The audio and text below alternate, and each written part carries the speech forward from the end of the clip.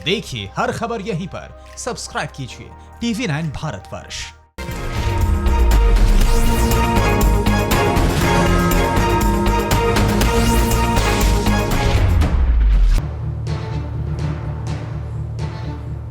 Dragon का यह अजीब दावा है कि साउथ चाइना सी उसका है, पर आज जिनपिंग को वो कड़वा सच दिखाएंगे जिसे सुनकर चालबाज चीन के होश उड़ेंगे। नमस्कार, मैं हूं दिनेश गौतम। हमारे बेहद खास शो अड़ी में आप सबका स्वागत है। क्या सोचता है चीन की सारी दुनिया को अपनी उंगलियों पर नचाता रहेगा, सारी दुनिया को गुलाम बनाएगा, खुद को सर्वशक्तिमान कहलवाएगा। लेकिन यह सपना सपना रह जाएगा, क्योंकि मालाबार युद्ध अभ्यास में भारत के साथ 3 बड़े मुल्क आने वाले हैं। चीन की नींद हराम होने वाली है, क्योंकि अब मालाबार युद्ध अभ्यास में चीन के खिलाफ ऐसी रणनीति बनने वाली है जिसे वो समझ नहीं पाएगा। आज आपको चीन के खिलाफ बन रहे एक चक्रव्यूह के बारे में बताएंगे, समंदर में चीन के खुफिया आइलैंड्स दिखाएंगे, उसकी साजिश का पर्दाफाश करेंगे और साथ ही आज वो कहानी बताएंगे जिससे ड्रैगन का हर दावा फुस होगा। लेकिन उससे पहले इस वक्त की बड़ी खबर यह है। इस वक्त की बड़ी खबर, चीन को 4000 करोड़ का झटका देगा भारत। चीनी राखियों के खिलाफ देश भर में मुहिम। भारत में हिंदुस्तानी राखी ने जोर पकड़ा। सीमा पर चीन की हरकतों के बाद देश में गुस्सा। स्वदेशी राखी के लिए केट ने की है पहल। Confederation of all India traders ने यह तय किया है कि चीनी राखियों को भारत में बिकने नहीं दिया जाएगा।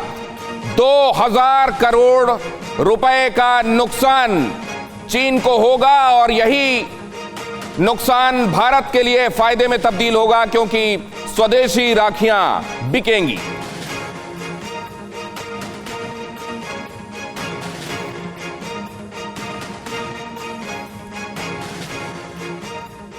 और यह सब इसलिए जरूरी है क्योंकि चीन को हर फ्रंट पर जवाब देना होगा, और ट्रेड फ्रंट एक ऐसा फ्रंट है जिसकी मार चीन को बहुत समझ में आती है। मेजर जनरल राजन कोचर हमारे साथ जुड़ रहे हैं आज, defence expert. Lieutenant general Shankar Prasad हमारे साथ होंगे। Major general SB Asthana strategic analyst हमारे साथ होंगे। अनिल त्रिगुनायत साहब पूर्व राजनयिक हमारे साथ जुड़ रहे हैं। प्रोफेसर कपिल कुमार इतिहासविद हैं और हमें बताएंगे कि दक्षिण चीन सागर में असल में भारत का कितना दावा पुख्ता है, और क्या दक्षिण चीन सागर असल में देखा जाए तो इतिहास यह संकेत करता है कि वो तो पूरा का पूरा भारत का है। लेकिन इससे पहले कि हम अपने मेहमानों का रुख करें, आपको ले चलते हैं आज के पहले पड़ाव की तरफ। और पहला पड़ाव क्या है, आइए वो आपको मैं बताता हूं यहां बिग वॉल पर। यह है हमारा पहला पड़ाव, जिसमें हम यह समझने की कोशिश कर रहे हैं कि दक्षिण चीन सागर में चीन ये करता चला गया, यूनाइटेड नेशंस की प्रासंगिकता क्या रह जाती है, जिसमें खुद सिक्योरिटी काउंसिल में चीन बैठा हुआ है और यूनाइटेड नेशन समेत पूरा विश्व इसको कैसे झेल रहा है। देखिए आप कहां उसने अपना कब्जा जमाया है और किस हिमाकत के साथ जमाया है। ये देखिए, ये जो 2 तस्वीरें हैं, अगर आप इसको ध्यान से देखेंगे तो बहुत स्पष्ट हो जाएगा कि यहां 2006 आपको दिखाई दे रहा है, और ये है करीब करीब 10 सालों का वक्फा, जिसमें 2015 में आपको एक ही तस्वीर दिखाई देगी। ये है फायरी क्रॉस रीफ। ये असल में प्रवाल की मूंगे की बनी हुई समुद्र की एक रीफ है, जिसके ऊपर असल में चीन जब कृत्रिम आइलैंड बनाता है, कृत्रिम द्वीप बनाता है, तो वो कैसे बनाता है, असल में पूरा का पूरा समुद्र की गहराई बहुत ज्यादा होती है, इसलिए उसको पाट के कोई द्वीप नहीं बनाया जा सकता। कृत्रिम द्वीप वो ऐसे बनाता है कि जहां पर चट्टानें पानी की सतह के ऊपर करीब पहुंच रही हों, या एक कोई आइलैंड हो जो डूबा हुआ हो, या कोरल की रीफ हो, उसके ऊपर वो फिर फोर्टिफिकेशन करता है, उसको रेत से सीमेंट से लाद देता है और उसके बाद उसके ऊपर अपने सैन्य बेस बनाता है। देखिए यहां पर यह है फायरी क्रॉस रीफ, जो कि स्पार्टले आइलैंड के पास है। यह पहले नेचुरल रूप से ऐसा हुआ करता था, और यह आपको मालूम है कि जो कोरल रीफ होते हैं इसमें समुद्री जीव जंतुओं की सबसे ज्यादा प्रजातियां होती हैं, लिहाजा इकोलॉजिकल इंपॉर्टेंस इसका बहुत ज्यादा होता है। अगर फूड चेन को, अगर इकोलॉजी को यूं ही डिस्टर्ब किया जाता रहा तो जाहिर है, हम देख रहे हैं कि वैसे भी हम तबाही के कगार पर खड़े हुए हैं, कोरोना ने हमको यह बता दिया है, लेकिन चीन इसकी परवाह नहीं करता। ये देखिए, ये है नेचुरल कोरल रीफ जिसका जिक्र कर रहा हूं, और किस तरीके से इस कोरल रीफ को पाटता कैसे है वो भी मैं आपको बताता हूं। मान लीजिए कि ये कोरल रीफ है, यहां नीचे समुद्र की सतह से वो अपने खास तरह के संयंत्रों के माध्यम से तलहटी से रेत और वहां के जो बड़े पत्थर होते हैं, पत्थरों को वो चकनाचूर करता है। नीचे इस तरीके की खास उसकी मशीनें हैं, पत्थरों को चूरा बनाकर रेत को खींचकर यहां ये इसको पाटना शुरू करता है। और जब ये एक बार पूरी तरीके से रेत से पट जाता है रीफ, तो उसके ऊपर फिर सीमेंट होता है। सीमेंट के बाद इसको कंसोलिडेट करने के बाद इसके ऊपर स्ट्रक्चर बनाने की उसकी कवायद शुरू हो जाती है। ये देखिए, आपने देखा 2005, 2016 मैंने आपको दिखाया। अब देखिए उस रीफ को किस कदर उसने बदलकर अपना सैन्य अड्डा बना दिया है। इस तरह के 7 द्वीप हैं, जिनमें से 3 बड़े हैं, 4 छोटे। उसकी तरफ मैं चलूंगा, लेकिन अभी आप फायरी क्रॉस रीफ के बारे में देख रहे हैं। ये देखिए अब यहां उसने किस तरीके से सड़कें बना ली हैं, कैसे उसके शिप यहां पर खड़े हुए हैं, ये सड़कें बनी हुई हैं। एयर स्ट्रिप अभी आपको दिखाऊंगा कहां है, और कैसे यहां पर तमाम तरह की एडमिनिस्ट्रेटिव और हैंगर्स वाली बिल्डिंग्स आपको नजर आ रही हैं। ये देखिए यहां पर ये हैंगर्स नजर आ रहे हैं, और ये है करीब करीब 3.5 किलोमीटर लंबी उसकी एयर स्ट्रिप, जहां पर आकर उसके जो फाइटर जेट्स हैं वो लैंड कर सकते हैं। और यहां आप किनारे देख रहे हैं, उसने न सिर्फ बंदरगाह बनाया हुआ है, यहां पर वॉच टावर्स हैं जो कि कम्युनिकेशन के लिए भी हैं और निगाह रखने के लिए भी हैं। साथ में ये आपको ये लाइट हाउस यहां पर दिखाई दे रहा है, जिससे उसके समुद्री जहाज़ों को रास्ता दिखाई देता है यहां तक पहुंचने के लिए। और यहां पर उसने अपनी वेपनरी का प्लेटफॉर्म भी बना लिया है, मिसाइल्स छिपाई हुई हैं यहां पर, इसने अंदर टनल बनाया हुआ है। और ये सिर्फ एक द्वीप में आपको बता रहा हूं, इस तरह के 7 द्वीप हैं, और जिनमें से 3 में तो उसने कमाल ही किया हुआ है। यहां पर आपको दिखाई दे रही है दूसरी रेडोम इन मिस्चीफ रीफ। ये एक दूसरी रीफ है, दूसरे कोरल रीफ। अभी मैं आपको फायरी क्रॉस रीफ के बारे में बता रहा था, और ये उसी तरह की दूसरी रीफ है जिसको मिस्चीफ रीफ भी कहते हैं। और एक और रीफ इसी तरह की सूबी रीफ। लेकिन पहले यहां देखिए, ये देखिए, ये फोर्टिफिकेशन आपको दिखाई दे रहा है, ये बड़े बड़े टावर्स आपको नजर आ रहे हैं। सोचिए समुद्र में वो निर्जन द्वीप या वो निर्जन कोरल रीफ, जहां पर असल में कहीं पर कोई बसाहट नहीं थी, कहीं पर कुछ नहीं था, सिर्फ इसलिए कि वो दक्षिण चीन सागर में अपना दावा ठोक सके। वो ये बोले कि जब मेरे यहां पर प्रतिष्ठान है, अड्डे हैं, तो ये जगह मेरी कैसे नहीं हुई। इसलिए उसने 2013 में जब फिलीपींस ने उसको इंटरनेशनल ट्रिब्यूनल में हेग में चुनौती दी थी, ये कहते हुए कि दक्षिण चीन सागर तुम्हारा कैसे हो सकता है, तब उसने 2013 के बाद इन कामों को और रफ्तार दी। और उसके बाद आप देख रहे हैं, देखिए ये कंस्ट्रक्शंस आप देख रहे हैं, ये उसने इस तेजी के साथ किया है कि पूरी दुनिया इससे सन्न है। इसमें आप जरा देखिए, रेडोम है, ये कॉमन बिल्डिंग आपको यहां पर दिखाई दे रही है, ये सोलर पैनल है, क्योंकि यहां तक इलेक्ट्रिसिटी इसी जरिए से ऊर्जा पैदा की जा सकती है। ये multi storey building with radome, and मतलब यहां पर रेडार के लिए उसने व्यवस्था की हुई है, रेडार डोम बनाए हुए हैं। यहां विंड टर्बाइंस आपको नजर आ रही हैं, ये देखिए आप, अगर आप ध्यान से देखेंगे तो ये विंड टर्बाइंस हैं जिसके जरिए वो ऊर्जा पैदा करता है सोलर पैनल के साथ साथ। ये ऑब्जर्वेशन टावर है, यहां से वो निगरानी रखता है कि आसपास कौन आ रहा है, क्या गतिविधियां चल रही हैं। और इसी तरीके के दूसरे टावर्स भी हैं जो कम्युनिकेशन के लिए काम आते हैं। अब अगला इमेज आप देख रहे हैं, ये है मैकनन रीफ। ये हालांकि इन तीनों रीफ्स के मुकाबले कुछ छोटी रीफ है, लेकिन इसमें भी उसने कंस्ट्रक्शन किया हुआ है, टावर्स बनाए हुए हैं। इस तरह के 7 रीफ हैं जिसको उसने आर्टिफिशियल आइलैंड में तब्दील कर दिया। यहां आप देख रहे हैं, ये है कम्युनिकेशन टावर। उसी तरीके से देखिए आप, ये है कम्युनिकेशन टावर, और यहां आपको ये कंक्रीट हेलीपैड नजर आ रहा है, ये एच लिखा हुआ भी दिखाई दे रहा है अगर आप बहुत ध्यान से देखेंगे। ये फिर से रेडोम्स है, और यहां observation tower with radome on top. ये थोड़ा किनारे है, यहां पे तस्वीर जरूर कट रही है, लेकिन अगर आप यहां देखेंगे, multi storey building with radome and parabolic disc on top. यहां पर भी रेडोम की उसने व्यवस्था की हुई है। और इस तरीके से आप देख रहे हैं, ये China coast guard 3301, China coast guard 46115, ये वहां पर पेट्रोल करते रहते हैं लगातार और इंटिमिडेट करते रहते हैं उन आसपास के देशों को जो इससे लगे हुए हैं। दक्षिण चीन सागर में 7 द्वीपों को, निर्जन द्वीपों को अपना सैन्य अड्डा उसने बना दिया है। यहां पर आप देख रहे हैं Chinese cargo vessels at Subi Reef. Subi Reef जो तीसरी बड़ी रीफ जिसका जिक्र मैं कर रहा था आपसे, कि 3 बड़े रीफ हैं, एक फायरी क्रॉस रीफ है, दूसरा आपको मैंने बताया कि मिस्चीफ रीफ है, और ये तीसरा सूबी रीफ है। यहां पर भी अगर आप देखेंगे तो ये रेडोम्स है, मल्टी स्टोरी कंक्रीट बिल्डिंग है, लाइट हाउस है, यहां पर सीमेंट मिक्सर ये लगा हुआ है जिससे कंस्ट्रक्शन का काम और तेजी से चल रहा है। हालांकि इसका भी पूरे तौर पर बनना बाकी है, मतलब जितना उसने फायरी क्रॉस रीफ को बना लिया है उतना इसको नहीं, लेकिन यहां पर आप देख रहे हैं कि कंस्ट्रक्शन मटेरियल वगैरह पड़ा हुआ है और बहुत जल्दी इसको भी वो पूरे तौर पर डेवलप करेगा। और ये है मिस्चीफ रीफ का जो मैं आपको बता रहा था स्ट्रक्चर, और अगर आप इसको बहुत ध्यान से देखें तो इसमें तमाम जगहों पर उसने इस कदर इसको फोर्टिफाई किया है कि यहां पर उसकी नेवी और उसकी एयर फोर्स बहुत आसानी के साथ यहां पर से अपना काम कर सकती है और दक्षिण चीन सागर में न सिर्फ डोमिनेट कर सकती है बल्कि आसपास के देशों को वो उन पर अपना प्रभुत्व जमा कर रख सकती है। और इसके बावजूद कि 1982 का जो कन्वेंशन है यूनाइटेड नेशंस का, वो ये कहता है कि इस तरीके से समुद्र में कब्जा नहीं किया जा सकता, लेकिन चीन कहता है मैं नहीं मानता तुमको। वही चीन जो यूनाइटेड नेशंस में सिक्योरिटी काउंसिल में काबिज है, वो दूसरी तरफ ये कर रहा है। कैसे झेला जा रहा है चीन इस दुनिया के द्वारा, जरा आइए इस पर बात करते हैं। हमारे साथ खास मेहमान जुड़े हुए हैं। आइए सबसे पहले अस्थाना साहब के पास चलते हैं। अस्थाना साहब, ये सब क्या दिखाता है? ये क्या एक तरफा दादागिरी है और कैसे ये दुनिया झेलती जा रही है चीन को? ये सबसे बड़ी, इसमें चीन ने कितने सारे वायलेशन किए हैं रेगुलेशंस के। सबसे पहले अनक्लॉज के बारे में मैं इसी जो आपने पूरा अभी कमेंट्री दी, मैं थोड़ा सा इसको समझाना चाहूंगा।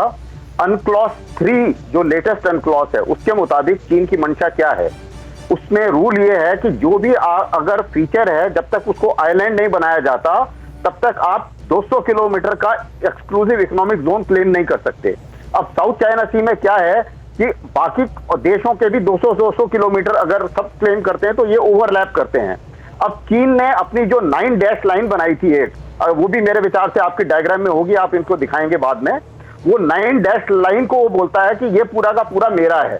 और उसने क्या करा कि अपने दावे को ये बताने के लिए, जब आईसीजे ने डिसीजन दिया था और पीसीए ने डिसीजन दिया था कि नहीं आपका ये क्लेम गलत है, ये नहीं माना जाएगा, तो उसने क्या करा कि ये जो टापू है, जो इनको टापू बनाने की कोशिश करी, ये फीचर्स को, जिस तरीके से आपने इसको समझाया, बहुत बखूबी समझाया। तो उसके बाद उसका कहना यह है कि अब मेरा EEZ 200 किलोमीटर का चारों तरफ से मेरा हो गया, इसलिए साउथ चाइना सी अभी मेरा हो गया।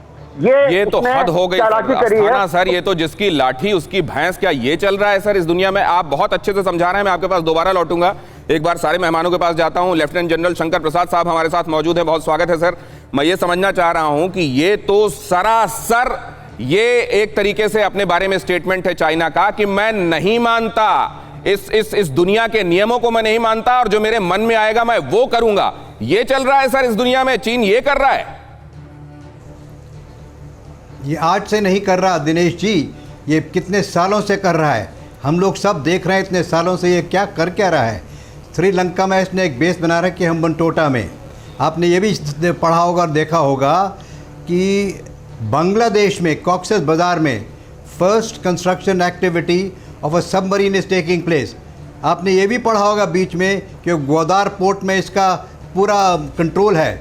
परसों पिछले एक हफ्ते में आपने ये भी देखा है कि चबहार पोर्ट जो हमारे कब्ज़े में था, जहाँ से हम रेलवे लाइन बना रहे थे, वो भी चाइना ने अब ईरान से ले लिया है। उसको $400 मिलियन की कोई एड वगैरह दे के और इस तरह की किसी ने करके। तो ये चीज़ चाइना आज से नहीं कर रहा है, ये तो हमें पिछले 20 साल से देख रहे हैं। ये रीफ बनाने में कोई 6 साल 10 साल थोड़ी लगे जैसे आपने बताया। ये तो पिछले 25 साल से तैयारी कर रहा है। पूरा विश्व इसको देख रहा है, अमेरिका इसको देख रहा है। अमेरिका को पता है, हमें पता है कि श्रीलंका में इसने कहाँ बेस बनाया, हमें पता है कि ये ईरान में और पाकिस्तान में कहाँ बेस बना रहा है। तो साहब इस चीज़ को समझने के लिए आज हम जागे नहीं हैं, हमें तो ये बहुत अरसे से पता है। लेकिन अभी मैं सवाल को थोड़ा सा अगर आप मोड़ की इजाज़त दें तो दे दूँ कि एक तरफ तो आप देख रहे हैं कि साउथ चाइना सी में किस तरह से चाइना की डोमिनेशन चल रही है। पूरे सब बे ऑफ बंगाल में वो डोमिनेट करना चाहता है, अरेबियन सी में वो डोमिनेट करना चाहता है। उसके अलावा हम लोग ये सोच रहे हैं, और बड़े दुख के साथ मैं ये कहना चाहता हूँ कि अमेरिका वहाँ जाएगा, उसकी 7th फ्लीट वहाँ जा चुकी है, वो चाइना को कंट्रोल करेगी। ये सब बातें बिल्कुल सही हैं इंटरनेशनल रिलेशनशिप में। लेकिन अभी आप थोड़ी देर के लिए अगर अभी आए या थोड़ी देर बाद में आए अपनी डिबेट में, थोड़ा लद्दाख का भी बात कर लीजिए। बिल्कुल, और क्योंकि कहा जाता है लेफ्टिनेंट जनरल शंकर प्रसाद साहब कि साउथ चाइना सी में असल में वो कमजोर नस है जिसको दबाया जाए तो लद्दाख में उसका असर दिखाई देगा। मैं आपके पास आता हूं, क्या ये बात सच है या दोनों बातों को मुख्तलिफ देखा जाना चाहिए, मैं आपसे समझूंगा। लेकिन पहले मैं अपने दूसरे मेहमानों के पास जाता हूं। हमारे साथ जो त्रिगुनायत साहब जुड़े हुए हैं। एक बड़ी बात ये कही गई, अभी लेफ्टिनेंट जनरल शंकर प्रसाद साहब ने कहा कि आज से नहीं चल रहा है। क्या दुनिया ये सोच रही है कि कोई और बिल्ली के गले में घंटी बांधे, सब इसी इंतजार में है क्या त्रिगुनायत साहब? देखिए, आपने बिल्कुल सही कहा कि दुनिया सब वेट कर रही, लेकिन अगर आप देखें कि 1974 से इतने बड़े मुल्क को अगर कोई आगे बढ़ा पाया या कोई कंट्रोल कर सकता था तो वो था वेस्टर्न कंट्रीज या अमेरिका, लेड बाय अमेरिका।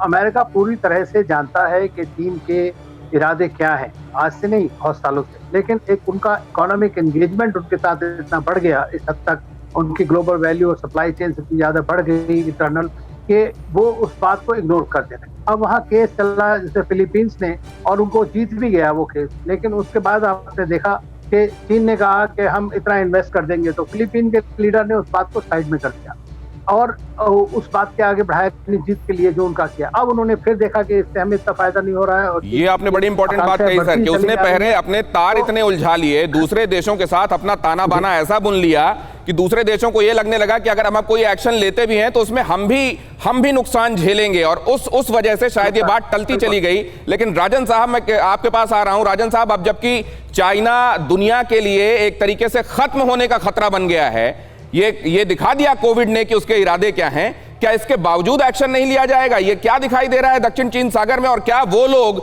जो एनवायरनमेंट के नाम पर तमाम जगहों पर अपना गला फाड़ते रहते हैं, उनको यहां इकोलॉजिकल डिस्टर्बेंस नजर नहीं आ रहा है सर? गौतम जी, आपने एक बहुत ही इंपॉर्टेंट मुद्दा एनवायरनमेंट का भी सामने लेके आया है। और ये एनवायरनमेंट का 2013 से जो चीन ने पूरा साउथ चाइना सी को डोमिनेट किया हुआ है, इसके ऊपर बहुत फर्क पड़ेगा। साउथ चाइना सी 6 कंट्रीज को लिंक करता है: Taiwan, Singapore, Philippines, Brunei, Vietnam और चाइना। तो लॉजिकली ये जो पूरा एरिया है साउथ चाइना सी का, ये 6 कंट्रीज को ये इस्तेमाल करना है और ये एक कॉमन एरिया है। और 2013 से चीन ने इसके ऊपर कब्जा किया हुआ है। और तो खास दुनिया ने जो कायदे कानून बनाए हैं, वो दुनिया बोले ना इस चीन की कॉलर पकड़कर कि अब तुमको ये कानून मानने पड़ेंगे। कपिल कुमार साहब के पास मैं इस बात को लेकर जाता हूं, राजन साहब आपकी आज्ञा से। कपिल साहब, लेकिन आपके पास आऊं उससे पहले एक अहम खबर बता दूं। चाबहार पर क्या हो रहा है? चाबहार पर चीन के खेल को भारत करेगा फेल। रेल परियोजना को लेकर उम्मीद अब भी बरकरार है। भारत से संबंध बनाए रखना चाहता है ईरान, सूत्र बता रहे हैं। कूटनीतिक स्तर पर ईरान के संपर्क में है भारत। सूत्र बता रहे हैं कि चाबहार में भारत ने काफी काम कर लिया है, लिहाजा चीन के साथ ये बात हो रही है कि आपके साथ अब जो हम काम कर चुके हैं, लिहाजा ये रेलवे ट्रैक बनाने को लेकर अब इस काम को निरस्त नहीं किया जा सकता। और चीन भी इस बारे में शायद अब मन बना रहा है, माफ कीजिए, ईरान मन बना रहा है और चीन के ट्रैप में आने से शायद उसे बचा लिया जाएगा। ईरान जो कि भारत का बहुत पुराना दोस्त है, वो चाबहार रेलवे प्रोजेक्ट को लेकर हाल ही में उसने ये रुख रखा कि आपने इस प्रोजेक्ट को जरूरत से ज्यादा डिले कर दिया है। हालांकि जानकार ये मानते रहे कि जिस तरीके के सैंक्शंस लगे हैं ईरान के ऊपर, उसके चलते भारत ने शायद वेट एंड वॉच अख्तियार कर रखा है। लेकिन अब ये बताया जा रहा है कि ईरान वापस हिंदुस्तान के पाले में आ सकता है। और इससे पहले कि मैं आगे जाऊं, मैं जा रहा हूं कपिल साहब के पास। कपिल साहब, अगर ऐसा हो रहा है तो ये बड़ी कामयाबी है। ये तो कामयाबी है, लेकिन मैं एक बात यहाँ कहना चाहूंगा। मेरे साथ बहुत अनुभवी जनरल्स मौजूद हैं यहाँ पे, और जब भी कोई युद्ध होता है या दुश्मन से बात होती है या दुश्मन से कोई भी घटना होती है, तो सबसे पहली आवश्यकता ये होती है कि उस दुश्मन की मानसिकता को समझा जाए। और चीन की मानसिकता क्या है, सबसे पहले इसको समझना जरूरी है। चीन की मानसिकता की मैं देखिए एक बहुत ही तजुर्बे की सैद्धांतिक बात आपको बता रहा हूं कि कम्युनिस्ट लोगों की एक पॉलिसी होती है, 2 steps backward, 1 step backward, 2 step forward. 1 कदम पीछे जाओ और 2 कदम आगे चलो। यही चीन लद्दाख में करने की कोशिश कर रहा है, यही इसने और क्षेत्रों के अंदर की।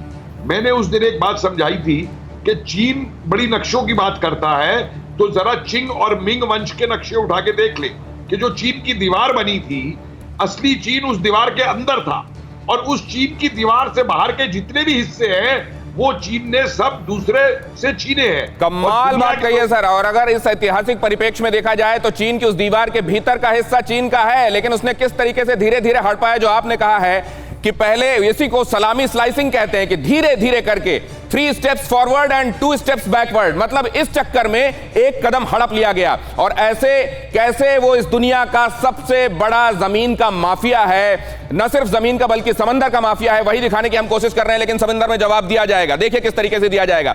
जमीन के बाद समंदर में अंकुश लगाने की तैयारी की जा रही है। मैं अपने मेहमानों के पास जाऊं उससे पहले आपको जरा यह दिखा देता हूं, क्योंकि ये फैक्ट्स समझ लेना बहुत जरूरी है कि कैसे समंदर में अगर चीन को कंटेन कर लिया गया तो उसको जमीन पर नियंत्रित कर लेना बहुत आसान हो जाएगा। कहा यह भी जाता है कि आज के जमाने में जो समंदर में राज करता है असल में जमीन पर भी उसी का राज होता है। और इस हिसाब से बहुत जरूरी है कि अब चाइना की कॉलर समंदर में पकड़ी जाए। यहां जरा आप देखिए, भारत और अमेरिका, जापान, ऑस्ट्रेलिया, ये जो क्वाड बना हुआ है, असल में अगर आप नक्शे में देखेंगे और इन बिंदुओं को मिलाएंगे, अमेरिका से जापान को, जापान से ऑस्ट्रेलिया को, ऑस्ट्रेलिया से भारत को और भारत से वापस अमेरिका, तो ये एक चौखाना बनता है, ये एक चौकोर बनता है और इसीलिए इसे क्वाड का नाम दिया गया है। और ये क्वाड बेहद मजबूत है। ऑस्ट्रेलिया की जो पोजीशन है समंदर के हिसाब से, हिंदुस्तान की जो हिंद महासागर है उसको देखते हुए, अमेरिका जिस तरीके से प्रशांत महासागर से इधर आकर अभी आप देख रहे हैं कि चाइना को ये बता रहा है कि उसकी हैसियत क्या है, और जापान की जो जियोपॉलिटिकल हैसियत और उसका जो दबदबा है, उसको देखते हुए ये स्पष्ट है कि अगर ये भारत ने मालाबार युद्धाभ्यास का ऐलान किया है तो इससे निश्चित रूप से चाइना की जो पूरी मशीनरी है इसको बहुत कीनली ऑब्जर्व कर रही होगी। अमेरिका, जापान, ऑस्ट्रेलिया की नौसेना यहां पर होगी और भारत, अमेरिका, जापान, ऑस्ट्रेलिया का साझा अभ्यास यहां पर नेवीज करेंगी। और अगर ये अभ्यास फ्रीक्वेंट होता है, मालाबार जैसी एक्सरसाइजेस फ्रीक्वेंट होती हैं और यहां समंदर में उन नेवीज की जिनको चाइना थ्रेट के तौर पर देखता है और ज्यादा अपना प्रभाव और अपनी मौजूदगी दिखाती हैं, तो उसका असर होगा। इसको लेकर जरा अपने मेहमानों के पास चलता हूं। लेफ्टिनेंट जनरल शंकर प्रसाद साहब, समुद्र में क्या बाकी देशों की तरफ से अभी तक चीन की सदाशयता पर बहुत कुछ छोड़ा गया था, लेकिन अब और नहीं किया जाएगा और अपनी मौजूदगी और ज्यादा महसूस कराई जाएगी इन जगहों पर? जी आप बिल्कुल ठीक कह रहे हैं, इसकी कोई दो राय हो ही नहीं सकती। इससे पहले तुगनेक साहब ने बड़ी अच्छी बात कही थी, उसको मैं ज़रा सा आपका गौर फिर से दिला दूं। इन्होंने कहा था कि इकोनॉमिकली वो सबको गुमराह करता रहा, अमेरिका को गुमराह करता रहा, हमें गुमराह करता रहा।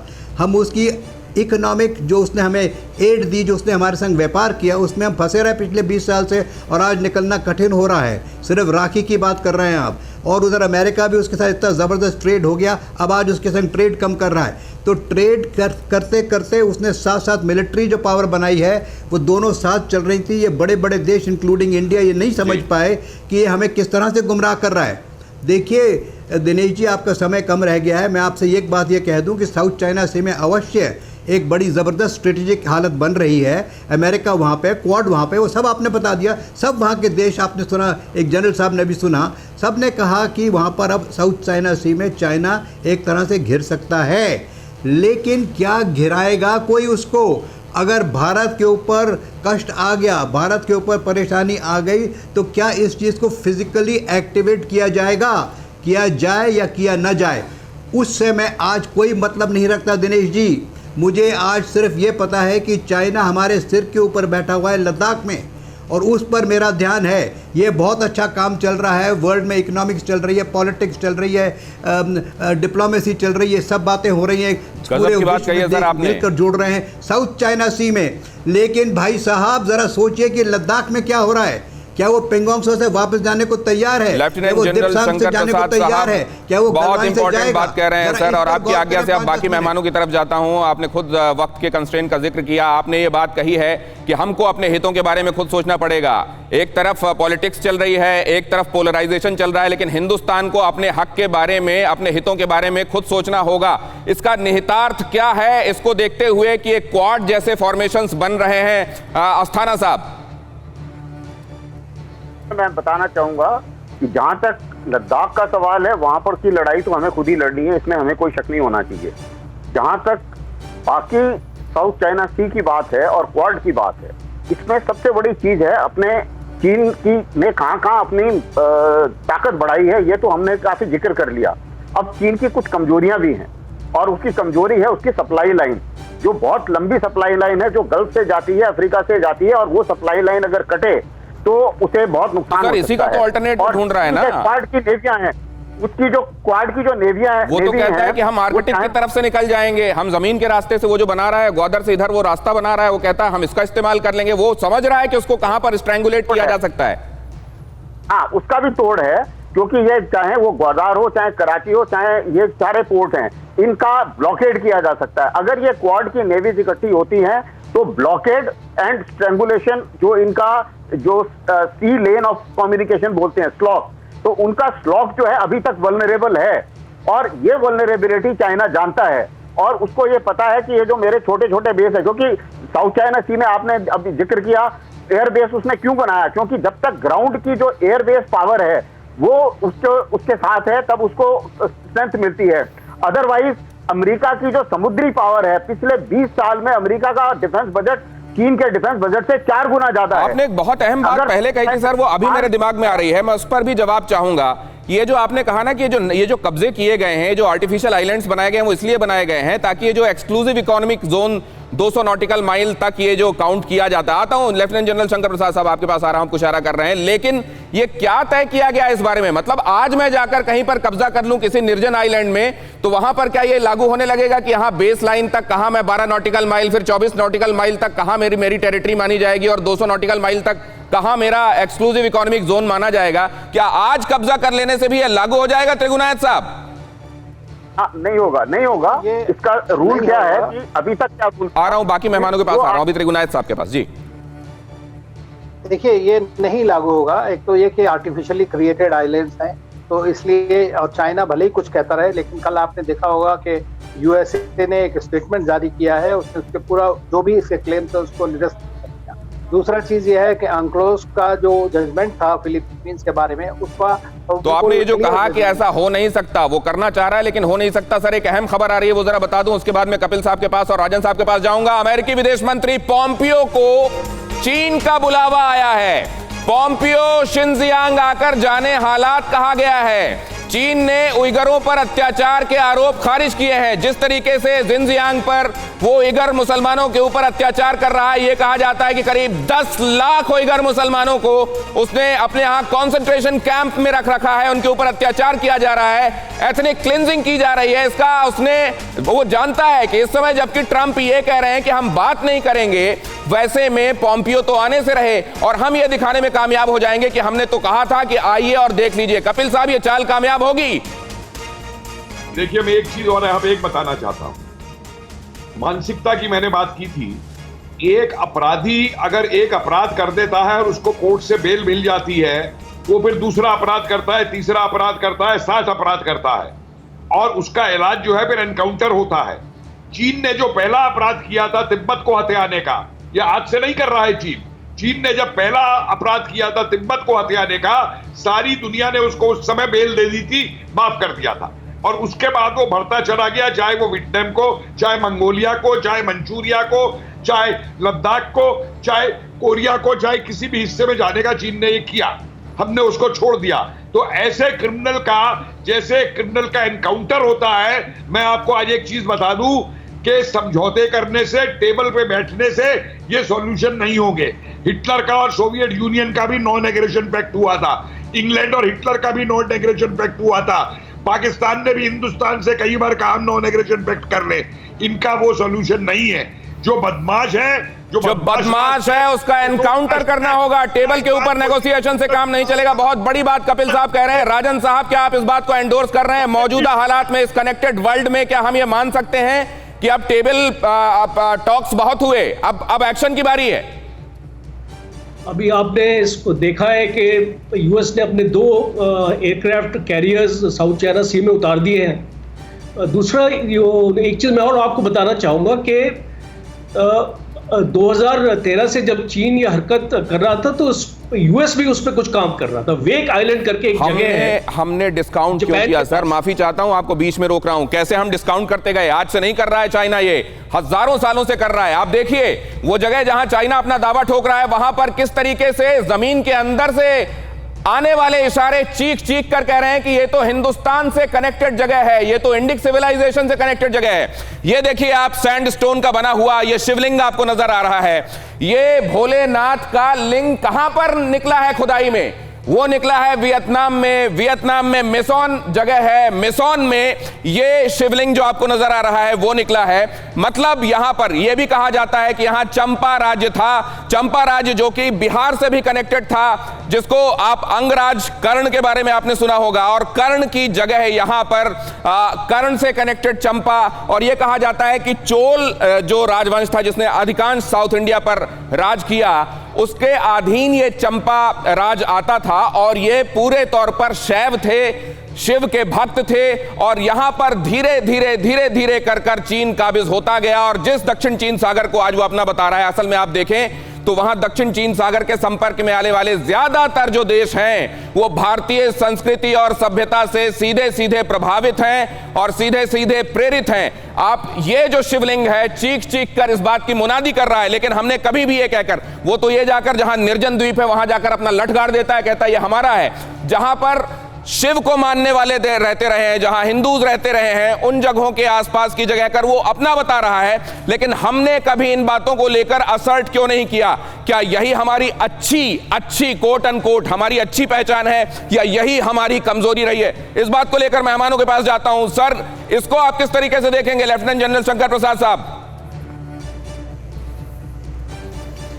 देखिए दिनेश जी, फिर समय कम है, बड़ी बड़ी बातों में मत गुमराह होइए।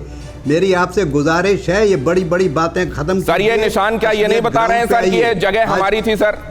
और क्या हम लोगों ने वक्त पर अपने हिसाब से असर्ट किया है सर, या चीजों को हाथ से जाने दिया है सर? हमारा इन्फ्लुएंस था, हमारे रिलीजन का इन्फ्लुएंस था, आज भी है। इसमें क्या परेशानी है? सबको पता है, हमें भी पता है, सारी दुनिया को पता है। लेकिन इसकी आज की हालात से क्या रिलेशनशिप है? कुछ नहीं है। ये देश अब इंडिपेंडेंट। मैं एक हम्बल सबमिशन रखता हूं सर। आज के हालात से इसका रिश्ता बताता हूं आपको।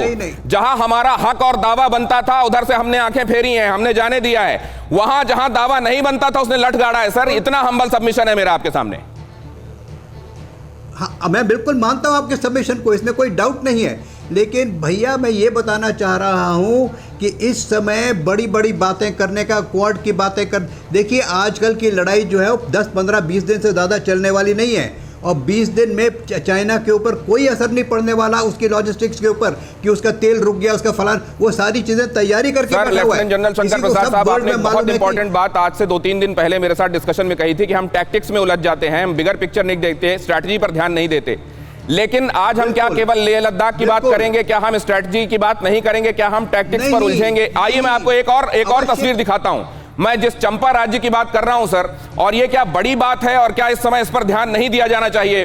देखिए ये है वियतनाम के आसपास का अगर इलाका देखेंगे आप, ये आपको हिंदुस्तान दिखाई दे रहा है, ये देखिए बहुत ध्यान से, ये श्रीलंका दिखाई दे रहा है, ये है हिंद महासागर। और इसके आगे अगर आप चलेंगे तो ये पूरा का पूरा घेरा जो आपको दिखाई दे रहा है, जिसमें फिलीपींस भी है, मनीला आपको यहां दिखाई दे रहा है, ये पूरा का पूरा घेरा। और यही घेरा 9 डैश लाइन के माध्यम से वो अपना बताता है। अगर इस घेरे को अगर आप देखें तो ये पूरा हिंदुस्तानी इन्फ्लुएंस का घेरा है। और अगर ये चंपा राज्य यहां पे था, यहां पर इस जगह पर वियतनाम के पास यहां पर चंपा राज्य रहा है, जिसका, और ये कनेक्टेड था हिंदुस्तान से, और ये पूरे के पूरी जगहों पर हिंदुस्तानी इन्फ्लुएंस रहा है। क्या इन जगहों पर और ज्यादा ध्यान दिए जाने की, look east policy, act east policy हमने बनाई, लेकिन क्या हम प्रोएक्टिव रहे? क्या हम उतनी शिद्दत के साथ इसको फॉलो करते रहे जितना हमको करना चाहिए था? ये देखिए पांडुरंगा, कैथारा, इंदिरापुरा, लामफो, अमरावती, सिम्हापुरा, इसको माइसन भी कहते हैं, मेसन भी कहते हैं, ओलंगा मनीला, दूसरी से 18वीं शताब्दी तक यहां चंपा शासन, जिनको मानने वाले लोग चम कहलाते हैं। और ये इन लोगों का, और यहां पर आप देखिए वो विष्णु भगवान, पहले हमने आपको शिव शंकर दिखाए, अब ये देखिए यहां देखिए आप, ये देखिए शंख और चक्र लिए हुए भगवान विष्णु नजर आ रहे हैं। क्या हमने अपने संबंधों को, क्या हमने अपने कनेक्शंस पर वैसा ध्यान दिया है जैसा दिए जाने की जरूरत थी? क्या मैं ये छोटी बात कह रहा हूं कपिल साहब? मैं तो आपसे बढ़ के एक और बड़ी बात कहता हूं दिनेश जी। हिंदुस्तान में 4 धर्म पैदा हुए, उन चारों धर्मों ने कभी किसी दूसरे प्रदेश में जाके ना तो तलवार के द्वारा किसी को परिवर्तित किया, ना किसी को रिश्वत दे के परिवर्तित किया। लेकिन मैं जनरल साहब की एक बात से आज इत्तेफाक रखता हूं कि आज हमें ये समझना है कि जो आज हो रहा है उसके परिप्रेक्ष्य में हम अपनी स्ट्रेटेजी क्या बनाएं। और मैं एक चीज समझा दूं आपको, वो एनालिसिस बहुत जरूरी है कि चीन ने सोवियत यूनियन के डिबैकल के बाद से सबक सीखा। जब रूस का पतन हो गया था, सोवियत यूनियन का, कम्युनिस्ट का, और उसने ये पतन से सीखा कि रूस केवल दूसरों को भड़काना चाहता था, क्रांतियां चाहता था, और आर्थिक उस पर रूस ने ध्यान नहीं दिया। इसलिए चीन ने पहले अपने को आर्थिक रूप से सबल बना करके दूसरे देशों का ये साहूकार बन गया। आज चीन दुनिया का सबसे बड़ा साहूकार है। ये अपने आप को साम्यवादी कहता है, लेकिन सबसे बड़ा साहूकार है ये। और उन देशों को अपने पंजे में लेकर के फिर इसने अपने जमीनी हकों को आगे बढ़ना शुरू किया। तो ये जो लद्दाख में दिखाई दे रहा है, अब ये मैं लेकर फिर से इनके पास, अस्थाना साहब के पास जाऊंगा। अस्थाना साहब, ये लोकल इन नेचर है जो दिखाई दे रहा है, आ रहा हूं शंकर प्रसाद साहब, आ रहा हूं आपके पास, या फिर इसका लेना देना हर उस परिस्थिति से है जो हमको दक्षिण चीन सागर में दिखाई देती है, जो हमको ट्रेड के तौर पर दिखाई देती है, जो हमको कोरोना के तौर पर दिखाई देती है? सर, ये इसका लेना देना हर चीज से है, क्योंकि स्ट्रेटेजी, इसको मैं बोलता हूँ इंक्रीमेंटल एनक्रोचमेंट स्ट्रेटेजी, जो कि साउथ चाइना सी में भी है और जो लद्दाख में भी है। ये दोनों स्ट्रेटेजी एक ही हैं। लेकिन ये है कि जहां तक लद्दाख का सवाल है, लद्दाख में हमें खुद अपने बलबूते पे करना है। बाकी के दोस्त हमारी थोड़ी मदद कर सकते हैं इंटेलिजेंस में, साजो सामान में, लेकिन वहां की पहाड़ की लड़ाई है वो हम खुद लड़ेंगे। हमारी लड़ाई हमको लड़नी होगी। राजन साहब के पास एक क्विक कमेंट। राजन साहब, जो अभी जनरल अस्थाना साहब बोल रहे हैं बिल्कुल इसको सही बोल रहे हैं। ये जो साउथ चाइना सी की लड़ाई है, ये ऑस्ट्रेलिया, जापान, यूएस और इंडिया का जो ये क्वाड है, इन सबको इसको मिलके लड़नी है।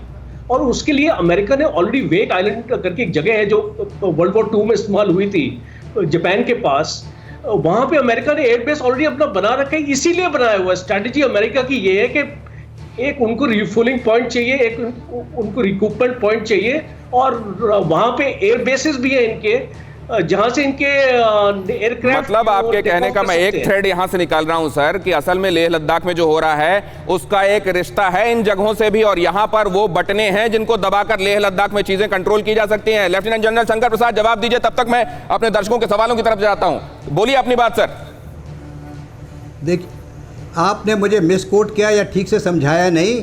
मैंने उस दिन ये कहा था, और मेरे पास आज भी लिखा हुआ मेरे सामने, स्ट्रैटेजी विद टैक्टिक्स। स्ट्रैटेजी बड़ी अच्छी चल रही है जो आपने बताई, लेकिन टैक्टिकल सिचुएशन को मत भूलिए। तो मेरा कहना यह है कि स्ट्रैटेजी बड़ी अच्छी चल रही है, क्वाड चल रहा है, साउथ चाइना सी चल रहा है, वर्ल्ड में इकोनॉमिक बातें चल रही हैं, चाइना को सब बंद कर रहे हैं, अमेरिका उसको प्रेशर डाल रहा है, लेकिन ये स्ट्रैटेजी के साथ टैक्टिक्स को मत भूलिए। This is exactly what I had said. Tactics, strategy without tactics is the only winner. Whereas it's only tactics with strategy is. Got it, see, sir. You must understand कि. Got it. आइए मैं आपको कुछ सवाल देता हूं sir, दर्शकों के सवाल। आपकी बात अगर कोई कम्युनिकेशन गैप हुआ तो आपने दोबारा कह दी है, वो रीइंफोर्स हो गई है। ये रहे दर्शकों के सवाल। पहला सवाल, ये मेजर जनरल राजन कोचर साहब कह रहे हैं, Chinese hegemony in South China Sea will soon and Indian navy along with naval forces of US, Australia and Japan will teach them a lesson. इसका जवाब ले लेते हैं अस्थाना साहब से। अस्थाना साहब, क्या ये वाकई समाप्त होने वाली है, या हम ज्यादा इंथुजियास्टिकली देख रहे हैं क्वाड को? हाँ, अभी क्वाड को इंथुजियास्टिकली इसलिए देख रहे हैं क्योंकि आज की डेट में ये एक मिलिट्री अलायंस के तौर पे साइन नहीं हुआ है। हालांकि इसका अपग्रेडेशन हुआ है, लेकिन अभी तक जो एक्सरसाइज लेवल पर ही है और डिस्कशन लेवल पर ही है और फॉरेन मिनिस्टर लेवल तक पहुंचा है। चलिए अगला सवाल ले लेते हैं सर। अभी की स्थिति में ज्यादा उत्साह पूर्ण लग रहा है और उसमें ज्यादा उसकी जो फिजिबिलिटी आने वाले दिनों में टेस्ट होगी। निधि सिंह कह रही हैं, how worse can China go? I don't understand what's the need to spread so much of chaos. Saw your reports on China's hunting fox policy. I mean, seriously, are they really human? What about human rights? In fact, if the war gets started, what about survival? Don't they think these? क्या उन लोगों को इससे फर्क भी पड़ता है sir? वहां जो एक व्यक्ति की सनक है इस समय शी जिनपिंग की, उसके आगे चीन के किसी भी व्यक्ति का अपनी राय अहमियत रखती है क्या, लेफ्टिनेंट जनरल शंकर प्रसाद साहब? कम्युनिस्ट कंट्री में कतई नहीं रखती है। जी जिनपिंग साहब वही करेंगे जो उनकी पार्टी चाहेगी और जो वो चाहेंगे। ये ध्यान रख लीजिए आप, उनको ह्यूमन राइट्स का कोई फ़र्क नहीं पड़ता। तियानवेन स्क्वायर का याद होगा आपको, कितने लोग मारे गए थे, उन्होंने आज तक कबूल नहीं किया कि कितने मारे गए।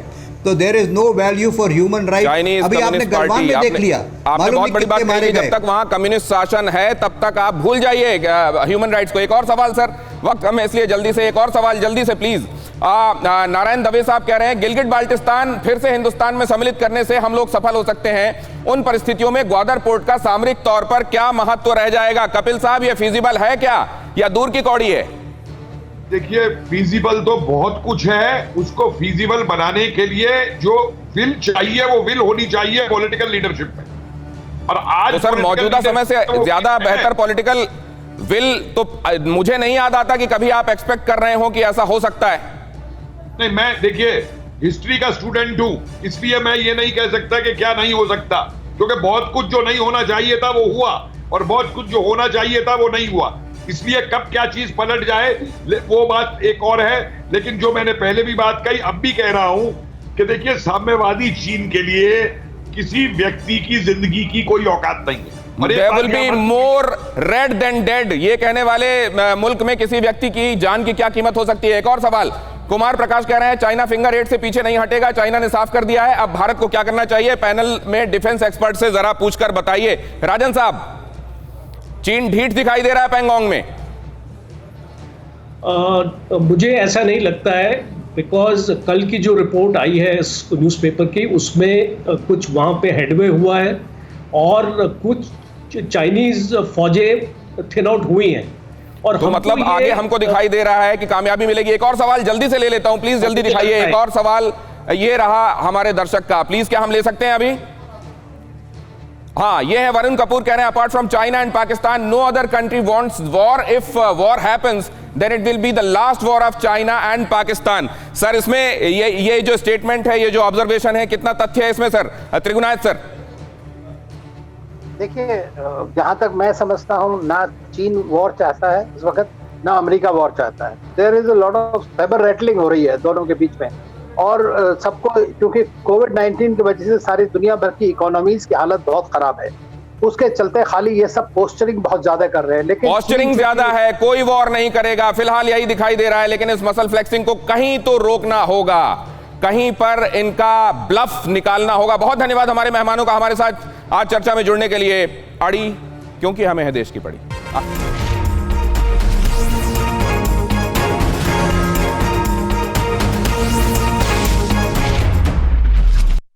परवाह देश की, सोमवार से शुक्रवार रात 10 बजे TV9 भारतवर्ष पर।